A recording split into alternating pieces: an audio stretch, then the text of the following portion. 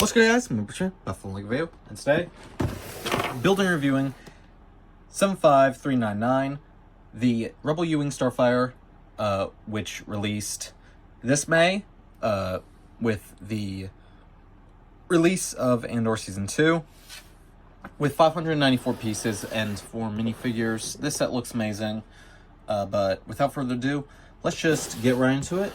So yeah, let's just keep the time notes.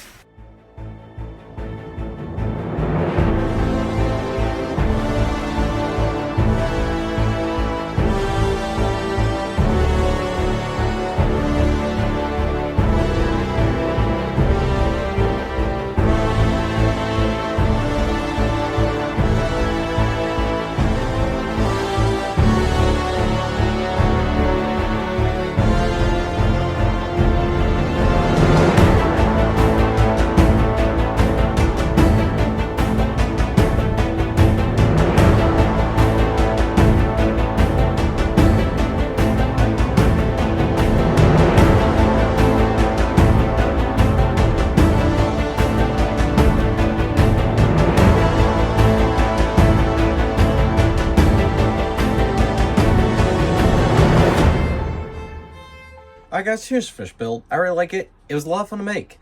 So this is a smaller version of this ship because LEGO actually made another one for the release of Rogue One. This one's smaller, but in my opinion, it's a decent size. It's not too small. Here it is next to a minifig. I know that a lot of displayers and mock builders are going to say that's a little on the small side, but as a stop motion animator with only a 40-inch wide table and space that's restricted by lamps also,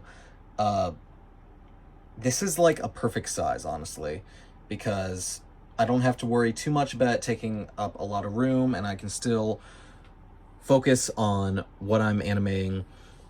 So this is not a bad size set. I thought it was going to be a lot smaller, but it's not, and in my opinion, if you want a bunch of U-Wings at a decent size, get this one. Do not get the old one because it is bigger, so they'll take up more room. And not only that, but they're more expensive because those retired a while ago and they're not easy to come by. So now we have the newer version. So let's just head into the main figures before we look at the ship itself. Starting off, we have Cassian Andor in his Rebel outfit. So this is a very nice looking figure with good detail all around. I really love the torso design, and the legs look amazing as well. He has his blaster pistol, a not pleased expression, as well as a smirking expression. And this figure looks really good, and I think they captured Diego Luna pretty good in this figure. Next is Dedra Meero. So she is in her field outfit with her cap on and her ISB coat over her uniform and a blaster pistol, so she has a not pleased expression and a angry expression. So she is a good looking figure. I wish it would have been dual molded legs, but I understand why they didn't. This is a smaller set, so I guess it makes sense for LEGO not to do it, but it would have been nice if they did. But in my opinion, it's not required. It doesn't look that bad. Next is this ISB Tactical Agent, which is a very nice looking figure from the show, and I'm really glad LEGO decided to make this because I really liked how they looked in the show. I thought that they were amazing looking. So in my opinion, it was very nice to get this figure. He has his riot shield and his E11 blaster and his cap and a singular expression, just a plain, regular, normal expression. Last but certainly not least is K2SO. This is the second version of this figure. The only difference, I will say, is this front panel is white instead of silver, which is not a big difference. I haven't been up close to one of the old K2SOs, but this looks pretty darn good, and Since this is easier to come by, if you want to have a bunch of KX security droids, I'd go with this figure.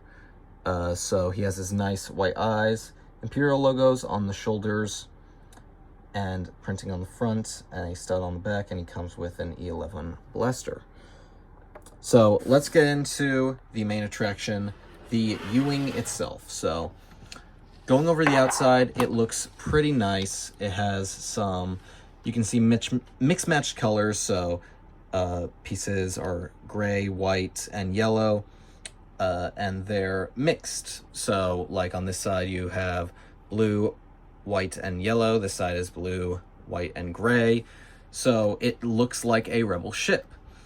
The underside is very gray, but it looks nice. You have a nice little window on the bottom, and these doors can open up like so. So this isn't how they open up in universe, but it looks pretty decent nonetheless. You have a little seat in there to sit a minifigure, and I guess a little table, it looks like. Let me zoom you guys in. So yeah, and then you can just close that up. It's at a nice angle. So is this front windshield piece, which you can take down if you want to, but just leave it up. It's not required. Some nice looking engines. You have 4 of them in the back here, and in my opinion, they look pretty good. Now, you can also move the wings into attack mode or flight mode, and you can see that it makes it pretty big. It's a pretty big wingspan, which again is why I think that this is a good size for a U-Wing, and I think it looks pretty good. This is the same wing design that they used in the older model, and it works pretty good. Up front you have 2 spring-load shooters, which you can shoot by pushing down this. So you can shoot both of them at once, or if you want to single load, you can do that and just shoot one of them at a time. So yeah. And you also get a spare spring-load shooter in case you lose one. So yeah, that is going to do it for this video review, guys. I hope you enjoyed it just as much as I did making it. If you did, I would really appreciate it if you could leave a like, comment down below your thoughts and what LEGO set you want me to review next. And you can even subscribe if you want to, because I'm trying to grow in the algorithm and reach more people to entertain more people. So without further ado, thank you again so much for watching. I'll see you guys in the next one. May the Force be with you. Bye.